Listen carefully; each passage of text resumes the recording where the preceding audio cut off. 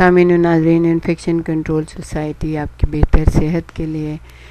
معلومات پہنچانے کے لیے آپ کو مستقل ویڈیوز کے سلسلے کو جاری کی ہوئی ہے۔ ہم آپ کو جیمز ہیریسن کے بارے میں بتا رہے تھے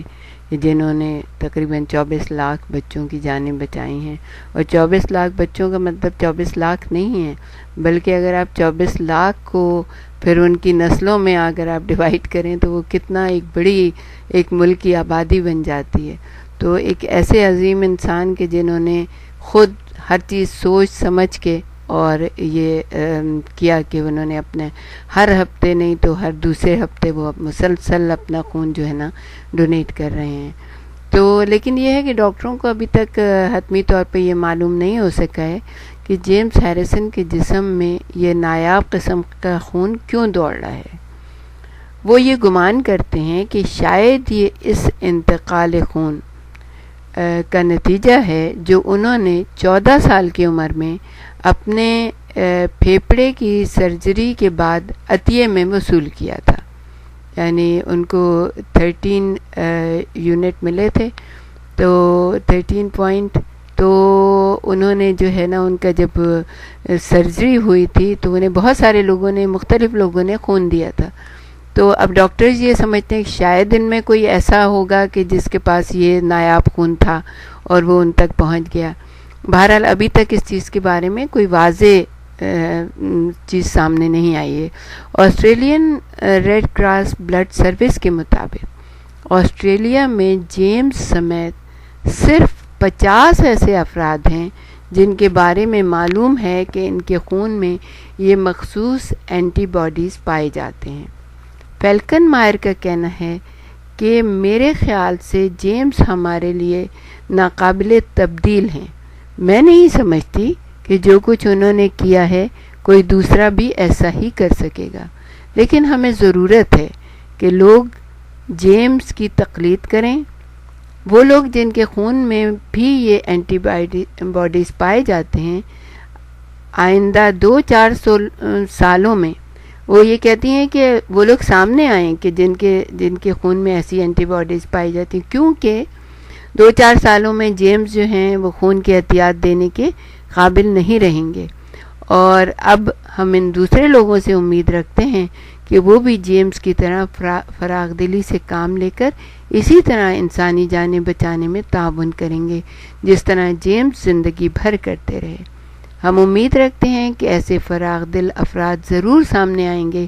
جو کسی لالچ اور غرض کے بغیر جیمز کی طرح بے لوث انسانیت کی خدمت کریں گے۔ ہم ڈاکٹر صاحب سے پوچھیں گے کہ اس سلسلے میں جب لوگ اپنا بلڈ دینے سے کتراتے ہیں تو ان کو ہم کس طرح سے بتائیں کہ ان کے بلڈ دینے سے کوئی ان کے جسمانی طور پہ کوئی ایسی کمی نہیں ہوگی، انہیں کوئی کمزوری نہیں ہوگی، تاکہ لوگ زیادہ سے زیادہ جو ہے نا آگے آئیں اور اپنا بلڈ ڈونیٹ کریں۔ بلڈ ڈونیشن سروس کے بارے میں ہم آپ کو بتانا چاہیں گے۔ ہر ملک کے اندر جو بلڈ ڈونیشن سروس ہے اور انتہائی اہم خدمات انجام دیتی ہے، جیسے کینیڈا میں یا دوسرے ملکوں میں بھی، پاکستان، انڈیا، بنگلہ دیش میں بھی بے شمار ادارے جو NGOs ہیں، نان گورنمنٹل آرگنائزیشن ہیں، یہ کام انجام دے رہے ہیں۔ سب سے اہم کام یہ ہوتا ہے کہ جو لوگ بلڈ دینے جاتے ہیں یا ڈونیٹ کرتے ہیں وہ ان کا بلڈ چیک کرتے ہیں، ان کا پہلے گروپنگ کرتے ہیں، گروپنگ کرنے کے بعد ان کا ہیموگلوبن چیک کیا جاتا ہے، اور ان کو مختلف بیماریوں کے بارے میں جو کہ خون سے ایک دوسرے کو ٹرانسفر ہو سکتی ہیں ان کے بارے میں بھی وہ ٹیسٹ کرتے ہیں، تاکہ وہ بیماریاں جیسے ہیپیٹائٹس ہے، ہیپیٹائٹس اے ہے، ہیپیٹائٹس بی ہے، ہیپیٹائٹس سی ہے، اور اس طرح ایڈس کی بیماری ہے، یا کوئی اور جو بیماریاں ہیں جو کہ STD کہلاتی ہیں، سیکسولی ٹرانسمیٹڈ ڈیزیز کہلاتی ہیں، جو کہ بلڈ سے ٹرانسمٹ ہو سکتی ہیں۔ پھر ایسی بیماریاں ہیں جو پیراسائٹک ڈیزیز ہیں، جیسے ملیریا ہے یا اسی طرح ڈینگی ہے، یا اس قسم کی اور بیماریاں ہیں جو کہ ایک خون سے دوسرے کو جا سکتی ہیں، تو ان کے بارے میں وہ سارے ٹیسٹ کرتی ہیں۔ تو یہ بھی جو خون دینے یا ڈونیشن کرنے جاتے ہیں ان کو اپنی صحت کے بارے میں بھی اس کا صحیح اندازہ ہوتا ہے کہ وہ خون دے سکتے ہیں یا کوئی ایسی بیماری تو نہیں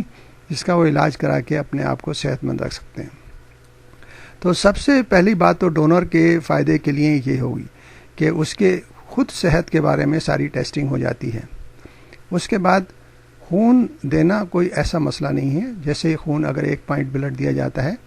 تو وہ بننے میں کوئی زیادہ دن نہیں رکھتے. ایک تو یہ کہ انسان کے جسم کے اندر اتنا اسٹوریج ہوتا ہے کہ فوراً ہی اسٹور ہاؤسز سے وہ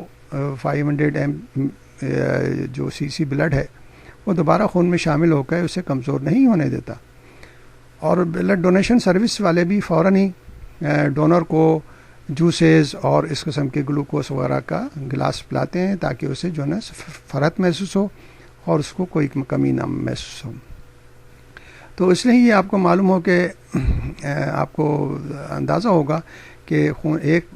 پوائنٹ بلڈ دینے سے کوئی نقصان نہیں ہوتا اور وہ فوری طور پر جو ہماری اسٹور ہاؤسز ہے اس سے بلڈ واپس سرکولیشن میں آ جاتا ہے، ہمارے سرکولیشن میں آ جاتا ہے، ہماری نسوں میں آ جاتا ہے اور ہمیں کوئی وہ نہیں ہوتا اور اس کے بعد وہ فوراً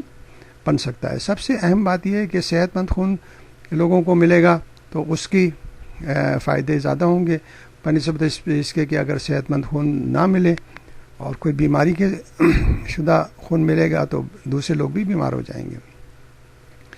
تو کچھ ایسے بھی مسائل ہیں جیسے ہائپر ٹینشن ہے یا کچھ ایسی بیماریاں ہیں جس کے اندر کچھ لوگوں میں خون زیادہ بنتا ہے. ان کے لیے تو انتہائی ضروری ہو جاتا ہے